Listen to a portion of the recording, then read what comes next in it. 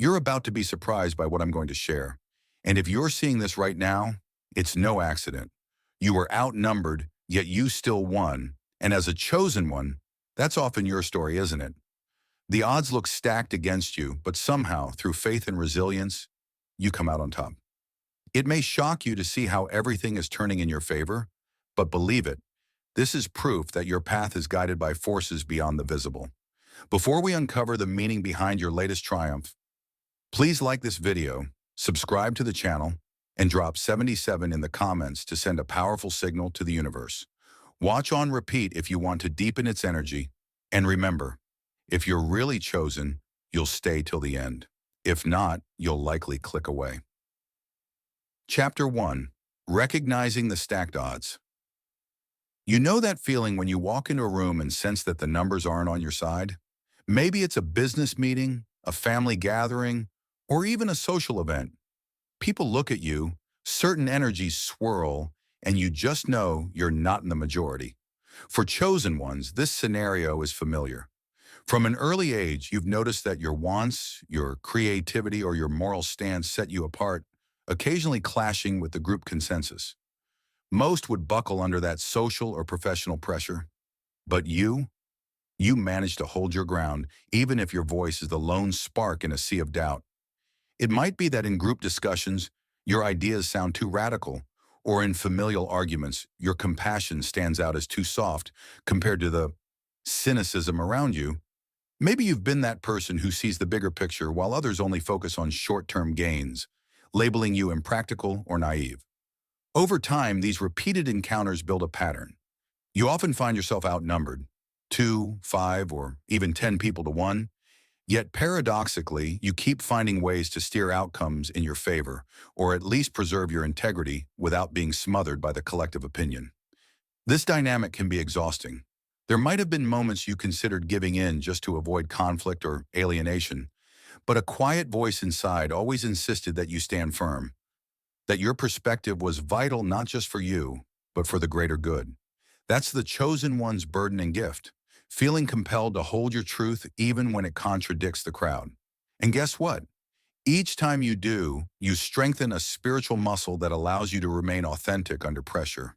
That muscle is your faith in your calling, your unwavering sense that you're here for something larger than easy acceptance. Surprisingly, when you operate from that place of truth, people who initially oppose you often end up gravitating to your stance, or at least they respect it. Overcoming a group that tries to dilute your essence doesn't always mean winning in a traditional sense. Sometimes it's about being heard, shifting the momentum of a conversation, or sparking a seed of change in someone else's mind. Even if they don't openly admit it, your presence and conviction can haunt them, in a good way, prompting them to reconsider their ingrained assumptions. So if you're reflecting on a recent scenario where you stood out, overshadowed by numbers but still emerged with your spirit unbroken, or even triumphant, take it as a sign. This pattern recurs because you're meant to learn from it and eventually lead others by your example. Being outnumbered is your training ground, shaping you into a force that cannot be easily swayed or silenced. When the time comes for bigger challenges, ones that require major decisions, community impact, or global resonance, you'll be fully prepared. After all, you've been outnumbered countless times and still found the inner grit to forge ahead, which is the hallmark of a soul chosen for extraordinary feats. Chapter 2. The Secret of Holding Firm Under Pressure. It's one thing to know you're outnumbered. It's another to maintain composure when the majority is dismissive or even hostile. How do you keep yourself from buckling under collective weight? For most chosen ones, it's not about memorizing strategies or lines. It's about an internal alignment, a sense that your stance isn't just personal preference, but a spiritual directive. You hold an inner calm rooted in the conviction that you're part of a greater plan, which can't be overshadowed by the crowd's noise. One crucial secret is managing your own emotional state. When you're cornered, it's easy to lash out or become defensive. But if you can remain grounded, your calmness becomes an unexpected power. It disarms the opposition, who might expect you to fume or crumble. When you don't, they're left grappling with their own intensity. Instead of meeting chaos with chaos, you offer a steady presence. This flips the dynamic. You might be solo in your opinion, but your serenity wields more influence than 100 angry voices combined. Another aspect is the clarity of your purpose. If you're just spouting contrarian viewpoints for attention, your resolve will falter once push comes to shove. But if your perspective emerges from deep reflection, compassion, or conviction, it's rock solid. This authenticity shows through in your tone, your body language, and the examples you cite. People sense that you're not bluffing or posturing. You genuinely believe in what you're saying. That authenticity has a gravitational pull, drawing open-minded individuals to reconsider their assumptions, or at least to hear you out more respectfully. Then there's the matter of spiritual backing. Chosen ones often sense invisible support, call it angels, ancestors, or universal energy, bolstering them when they stand for truth. You might have felt it as a sudden rush of confidence mid-debate or an uncanny calm that descends when tension peaks. It's a reminder that you're never truly alone, even if no one in the room sides with you at first. That intangible support can embolden you to articulate your points with nuance or recall facts you didn't realize you had internalized. It's as if the universe orchestrates small cues to level the playing field. Of course, holding firm doesn't mean being inflexible. Sometimes the crowd has valid insights, and as a chosen one, you must discern truth from noise. If you detect a kernel of wisdom in the arguments, integrate it. Standing firm isn't about my way or the highway. It's about refusing to abandon core principles. You can remain open to learning without capitulating to groupthink. This balanced approach, responsive yet unwavering, often turns adversaries into allies because they see you are both principled and reasonable. Ultimately, the secret to holding firm when outnumbered lies in merging inner conviction with outer calm. It's a skill you hone through repeated tests. Each time you face a crowd that doubts you, you refine your ability to channel certainty without aggression. Over time, you develop an unshakable presence, a quiet magnetism that can turn a seemingly lost battle into a subtle victory. People might not proclaim you the winner, but you'll exit the situation having preserved your integrity and often left a deeper impression than any short-lived majority vote could overshadow. Chapter 3. How the Universe Rewards Your Courage. Choosing to stand your ground when outnumbered doesn't always yield immediate applause. Sometimes you walk away from a confrontation feeling drained, doubting if you made a dent in their opinions. Yet for chosen ones, the universe has a knack for responding to these acts of moral or spiritual bravery in ways that transcend immediate outcomes. You may not see the reward in the heat of the moment, but seeds are sown that eventually bloom into synchronicities, unexpected opportunities, or deeper personal growth. One common reward is the strengthening of your intuitive gifts. Every time you endure a trial, like being outnumbered, your inner compass sharpens. You learn to read energies more accurately, to sense hidden agendas or illusions in people's words. This heightened discernment can guide you away from pitfalls in the future, ensuring you invest your time and emotional energy where it matters. People might comment on how you just know things before they unfold. That's the universe refining your sixth sense. A silent thumbs up for your courage in previous challenges. Another reward often takes the form of chance encounters that open doors you didn't realize existed. Perhaps you meet a mentor who resonates with the standpoint you defended, or a potential collaborator who admires the conviction you showed when you stood alone. These encounters can surface in the most mundane places, like waiting in line for wheat or coffee or while scrolling through social media. The universe orchestrates them, ensuring your boldness doesn't go unnoticed. Even if you're not actively networking, your energy draws in those who see your authenticity as a valuable asset. Moreover, the universe might orchestrate a scenario where your once critical detractors come around, albeit quietly. They might never say you were right, but their actions shift in alignment with what you champion. Without acknowledging it, they adopt your viewpoint or method. This can be deeply satisfying, albeit subtle. It's a spiritual nod that your stance wasn't in vain and that you nudge collective consciousness, even if no one rolled out a trophy. Sometimes real success is seeing the needle move, not hearing applause. Financial or material blessings can also materialize. Maybe you land a contract or a position that perfectly fits your skill set right after you refuse to compromise your principles in a debate or negotiation.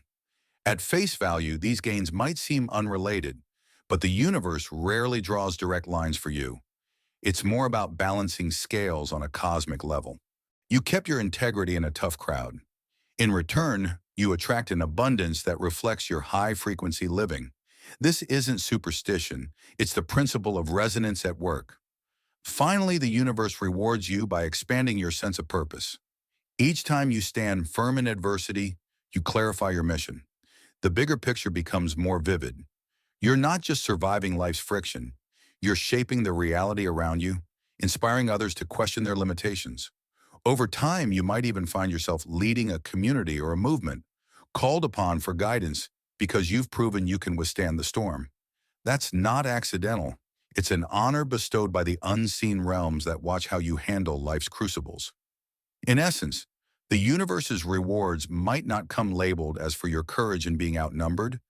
They arrive in the guise of improved intuition, sudden alliances, or beneficial circumstances. Yet once you step back and connect the dots, you'll see a pattern. Your unwavering stance, even under heavy odds, sets off ripple effects that flourish into tangible blessings. That's how the cosmic ledger balances, ensuring that each test passed paves the way for greater expansions of your chosen path. Chapter 4. The Power Dynamic You Secretly Hold. It's often assumed that being outnumbered means you're at a disadvantage. But for a chosen one, the dynamic flips. The minute you step into a room where everyone else is locked into a singular viewpoint, you become the wild card, the factor that can shift the entire conversation or outcome. The secret power arises because you're not beholden to the group's echo chamber. You bring a fresh lens guided by deeper intuition or moral clarity that the majority may have lost in their groupthink. The result? Even if you're a lone voice, you hold disproportionate influence. Part of this power dynamic stems from how group consensus can breed complacency. When most people agree on something, they rarely question it deeply. But your presence, your solitary stand, forces them to address overlooked assumptions. They might initially bristle or mock your perspective, yet that very mockery indicates they feel threatened by the new possibility you introduce. If your stance lacked merit, they'd ignore you. The fact that they react strongly underscores that your viewpoint contains seeds potent enough to disrupt their comfortable but possibly flawed status quo. Another aspect is that chosen ones often harness spiritual backing. You're not reliant on the crowd for affirmation because your confidence flows from an internal wellspring. Maybe you spend time meditating, praying, or simply cultivating quiet self-belief so you don't crumble when people challenge you. This calm self-assuredness can dazzle those who operate mainly on external validation. They sense something about you and an unflinching presence that transcends typical social maneuvering, and it piques their curiosity, if not respect. Moreover, your power grows each time you practice compassionate listening. Being outnumbered doesn't mean you have to fight fire with fire. Sometimes hearing people out with genuine interest can sway them more than any forceful argument. By staying respectful even when they're condescending, you display a spiritual maturity that unsettles them. In a good way, their aggression or dismissal might bounce off you, making them question the utility of their approach. That doubt can open cracks in their unanimous front, giving your unique message a place to root. If your viewpoint proves correct or beneficial, the group's sense of security in their consensus shatters. Suddenly, you morph from underdog to innovator or savior figure. People might say, "We should have listened," or "You were onto something." Even if they don't verbalize it, they often shift their behavior to align with what you suggested. In that moment, your solitary voice becomes the pivot around which the group recalibrates. That's the hidden might of a chosen one, the ability to catalyze group evolution without drowning in the group's initial resistance. This dynamic doesn't guarantee easy victories. It's rarely comfortable. You may leave rooms feeling drained or second-guessing your approach. But in the grander scheme, your presence in such spaces is less about smooth experiences and more about transformation, both for yourself and for the collective. Realizing this reframes your challenges. You're not just the odd one out, you're the catalyst. And that's a mighty role. Embrace it. Each time you stand in the tension of being outnumbered yet steadfast, you unleash a quiet force that can bend even the most rigid group toward greater truth. Chapter 5. Channeling Adversity into Self-Mastery. Facing a room full of opposition can feel intimidating, yet for chosen ones, adversity becomes a furnace that tempers you into something unbreakable. When you're challenged by a group, your nerves might spike and your heart may race, but that surge of energy is also raw potential. Handled correctly, it fuels clarity, sharpens your arguments, and fortifies your resolve. Handled poorly, it morphs into anxiety or anger, sabotaging your effectiveness. The key is learning to channel adversity into self-mastery, an art where each confrontation refines your spiritual and mental prowess. First, adopt a learner's mindset. Each time you enter a tough environment, treat it as a training ground. If the group is hostile or dismissive, observe how you react. Do you get defensive, trying to force your viewpoint, or can you remain composed, stepping into the role of an unflappable presence? By approaching adversity as a lesson, you demystify it. The situation becomes less about winning or losing and more about evolving your skill set, like public speaking, emotional regulation, or persuasive dialogue. Over time, you'll see marked growth in how calmly and effectively you navigate group tensions. Secondly, harness the adrenaline rush. When tension is high, your body releases stress hormones, heightening alertness. Instead of letting that adrenaline spiral into fear, direct it toward enhanced focus.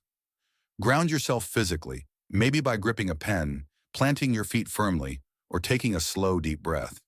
Then, let that heightened awareness sharpen your perception. You'll notice facial expressions or tonal shifts that signal where the group's mentalities lie. This data can help you tailor your responses, pivoting arguments, or empathizing at the exact moments that weaken opposition and strengthen your stance. Adversity also fosters introspection. After a difficult meeting or conflict, reflect on what triggered you. Did someone's snide remark hit an old wound? Did a certain accusation make you doubt your own ideas momentarily? These triggers are gold for self-discovery. They show you where emotions of vulnerability still reside. By healing those through journaling, therapy, or spiritual practice, you disarm the next group conflict's ability to rattle you. Each confrontation thus becomes a stepping stone, exposing hidden corners of your psyche that are ripe for healing and growth. Additionally, adversity trains you in empathy. When everyone gangs up on you, it's tempting to demonize them. But if you ask what fears or insecurities drive their hostility, you gain compassion. That empathy shifts your approach from combative to transformative, which often disarms them more effectively than logical debate. People sense when your motives are bigger than just proving yourself right? They might not drop their hostility instantly, but seeds of understanding are sown, and chosen ones excel at planting seeds that eventually sprout change. Finally, adversity reveals your resilience. Each time you walk away intact, you carry an unspoken badge of honor. You didn't crumble. You didn't betray your values. Over time, this fosters unshakable self-trust. You think, if I survive that, I can handle what's next. That confidence is magnetic, drawing allies and opportunities. People notice someone who stands tall under pressure and are drawn to your quiet power. Ultimately, adversity morphs from an enemy into a sculptor, carving you into the refined instrument your higher mission demands. Embrace it, and you find that being outnumbered wasn't an obstacle. It was an indispensable step to your ascension. Chapter 6. Cultivating a Network of Kindred Spirits. While it's essential to stand strong on your own, chosen ones aren't meant to remain isolated. Being outnumbered can teach self-reliance, but at some point, the synergy of a supportive network multiplies your impact. Seek environments, spiritual communities, creative workshops, online groups, where empathy, curiosity, and growth are celebrated. You will likely find individuals who share your values, who understand your struggles, and who long for deeper, more authentic connections. A supportive network is more than just feel-good camaraderie. It's a practical lifeline. If you're taking on a challenging project or moral stance that leaves you outnumbered, having allies to brainstorm solutions or provide emotional support can be the difference between burnout and breakthrough. They might share insights you've overlooked, introduce you to key contacts, or simply validate your commitment so you don't give up prematurely. In group settings, synergy can spark solutions no one person could devise alone. One individual's strategic mind, another's empathy, another's communication savvy. Together, they form a power team capable of far-reaching influence. You might co-create a small movement, a podcast, or a community initiative that pushes back against the norms once isolating you. By combining strengths, you transform uphill battles into collaborative victories. That said, discernment is vital. Not everyone who claims to share your ideals truly does. Some may latch on to the chosen one narrative, for ego's sake or to join the cause superficially, should be approached with caution. Look for consistency between words and actions. Genuine kindred spirits might not always agree with you, but they'll respect your stance and encourage constructive dialogue.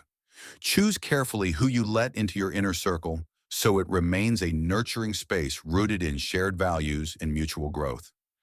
Finally, the morale boost from a real network of allies can't be overstated. It's one thing to motivate yourself alone. It's another to have people who celebrate your small wins and offer unwavering support when you falter. Over time, you realize that while you remain fully capable of standing alone, you no longer have to. This knowledge is like an invisible shield, empowering you further when facing skeptics or critics. Remember, you're part of a broader tapestry of light bearers, each committed to illuminating a world that needs every spark of hope. Chapter 7. Stepping Forward into Your Unstoppable Future. You've navigated being outnumbered and emerged empowered. Now you stand at a threshold leading to a future where your convictions, creativity, and compassion can flourish. Each challenge sharpened your clarity.